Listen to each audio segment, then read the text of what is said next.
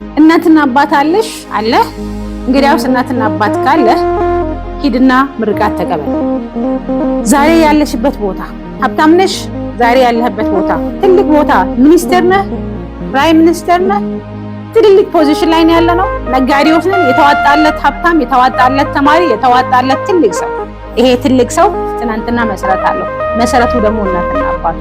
የሁላችንም መሰረቶቻችን እናትና አባቶቻችን ግንዳቸው፣ ምርቃታቸው፣ በረከታቸው። ስለዚህ እናትና አባት ካለን እናትና አባታችንን ምርቃት ካልተቀበልን መንገዳችን ረጅም ነው የሚሆንብን፣ ፈተና ነው የሚሆንብን እና እንዳትረሱ። ትናንትና እኛ 3 ኪሎ በማንሞላበት ጊዜ አይደል ራቁታችን ምንም ሳይኖረን ዛሬ የገነባነው ስመ ገናናነት ሳይኖረን ተሸክሞ ሙቀት ሰጥተውን ፍቅር ሰጥተውን ያሳደጉን።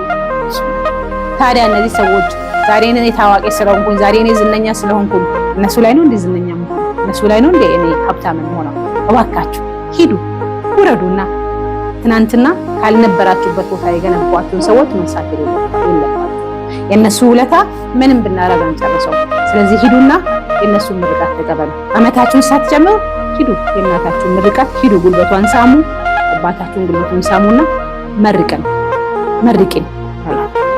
የስኬት ጫፍ